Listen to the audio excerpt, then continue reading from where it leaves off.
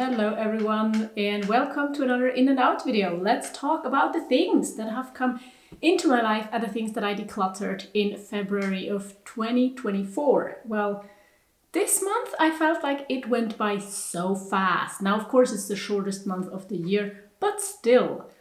Let's maybe just start at the beginning of the month. Start with the thing that happened first. My chair is giving off weird sounds. I'm sorry for that. So the very first thing that happened is that I finished the hat I was knitting. I already have a hat, but this is more maybe like a spring and autumn hat. It's not as warm, it's not as big, and you know my newfound love for green. So I thought, let's knit a green hat. And I also did knit this hat with my friend Paulina, the one I'm having the podcast with. So if you want to check out the podcast, it's linked down below. But she wanted to knit and I showed her how to knit a hat. And so we knit a hat, both of us, and this is the one I made. This came into my life. And then the next thing, pretty shortly after that, is a t-shirt.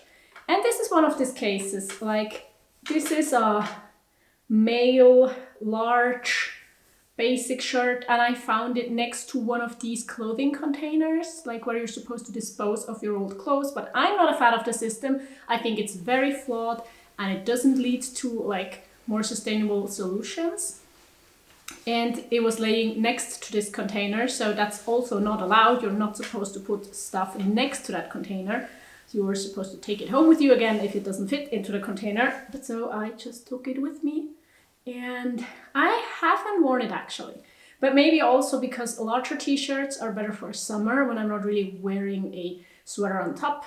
But I don't know, we'll see. I think it's a nice color and I'm trying to give this t-shirt another life in my wardrobe. This t-shirt I actually found in a different city in Germany where we were for like to celebrate a birthday of a friend. And then this month I also was in Switzerland. And there I also always go to a secondhand store because that secondhand store has had like pretty good pieces during the past few years. And I've bought quite a few of them. And this time I found a Levi's jeans for 10 Swiss francs. So it's about 10 euros. And it's not in the best condition. Like it has some parts that are already like show quite a bit of distress, but it was like 10 euros and it fit me so well, and it's like 100% cotton. And honestly, I also just kind of wanted to know why everyone is so hyped about Levi's jeans, has been for the past 50 years or longer, I don't know. So these are like 501s as far as I know. It's what it says here. And I'm just gonna wear them. Yeah, let me know. Do you like Levi's jeans? Have you ever owned a pair? Are they really better than other jeans brands? Now I know Levi's is not really a sustainable jeans brand or like sustainable brand in general. So I wouldn't support them like in buying new jeans from them. But I thought, why not give a secondhand pair a go? And then there's the piece of clothing that breaks the most in my wardrobe, and that's underwear, like undies. And actually I've been pretty disappointed with certain brands over the past few years because sometimes they didn't even hold up for like 2 years. Yeah, I wear them on a regular basis, yes, but I've had other brands hold up for way longer. And so this time I gave another brand a chance, which is Armed Angels. I bought those with my own money and I'm gonna show you. It's another like tencel mix, or is it just another kind of wood pulp fabric maybe, with 5% of elastane, and it's like the thong version because honestly it's the cut of underwear that I like wearing the most just because it feels the most comfortable on my body. And I have 5 of those and just 3 here because the other 2 are in the laundry. So far I really like them and I'm really interested to see how it's going and how long they will hold up, because I think so far I've had better success with like cotton underwear, but I just couldn't find a style of cotton underwear that I wanted and that a brand offered that I wanted to try and that's like, sustainable and everything. And the cotton underwear that I still have which I bought like at the end of 2022. That brand sadly had to shut down, as many small sustainable brands had to do during the past few years. So I think I would have just bought those again because they work well. But now I have these, and we're gonna see how they're gonna do in my life. As you can see, it's already again kind of a lot of clothes, and I have enough clothes in my wardrobe, and so I've been thinking about actually doing a no-buy. I'm not gonna announce it right here. I'm not even sure if I'm gonna officially do a no-buy, but I just feel like I've been buying new clothes even though I didn't need them, or just bringing them into my life. Sometimes it's for free, like the t-shirt, for example. And it's about the consumption comfort zone. Like, I just don't really feel comfortable because I like the clothes I own, and we're at a point where they don't really fit into my drawers anymore, really. And I'm also not seeing myself declutter other stuff to make more space for my wardrobe.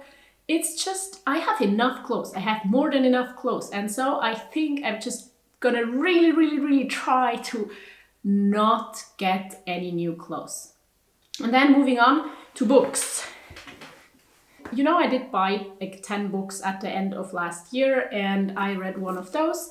It's this book of short stories. They play in India, and I do have to say, like, I love the stories, but maybe short stories are not really for me. And additionally, the translator left a lot of words from different Indian languages, as far as I understood. And then sometimes, like, this is a country I've never been to, and sometimes scenes are described with a lot of words that I do not understand, because either they're from an Indian language or it's just an English term that I do not know. And so it has been quite difficult for me to read this book. But I still enjoyed it, but I am gonna declutter it and let someone else give it a try.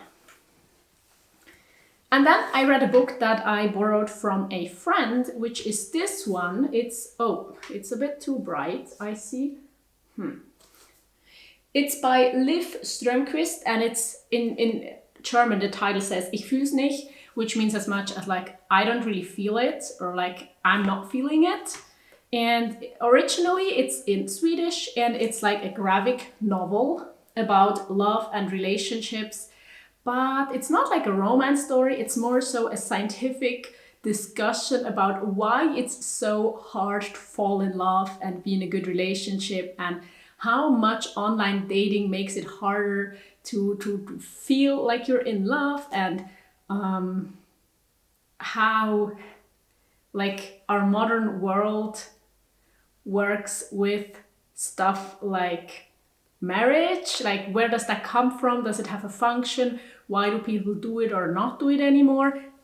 These are topics I enjoy so much. I think it's so interesting. Her perspective on it from a very like analytical, and not trying to hold on to romantic ideals if they're just not there.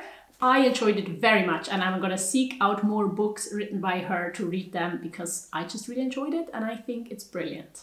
And then another thing happened this month, which is I finally got a library membership. Actually, I don't have the card with me right now. That's another thing that came into my life. But more important are, of course, the books that I have like borrowed already and read. So I wanted to have a library card for the longest time because it just makes sense. And I guess there's access to so many good books, and I'm so glad I finally did it. It actually was kind of like a spurt of the moment thing, because we were at the library and my son forgot his card and was like, okay, I'm gonna make one now, right now.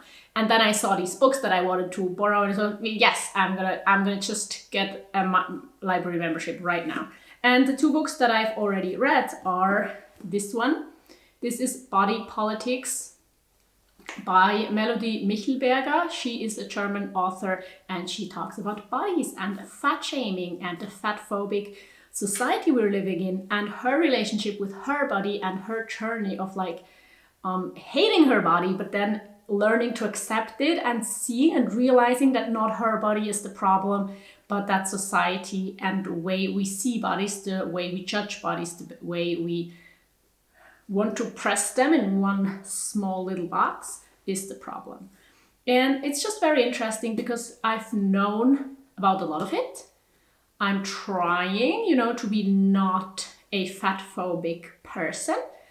And while reading this, I still realized, as she's describing it as well, that of course there's still a lot of this stuff in our minds, and there's like fat phobic thoughts that I still have, as I think it's similar with like racism and sexism and all of these discriminating things. We are like brought up in a society that is discriminating against a lot of people, and so it's very hard to unlearn these things and learn to be accepting and trust that people know what they talk about if they have, you know, had experiences in their lives of being discriminated against. So it's been really interesting, and I want to read more on the subject.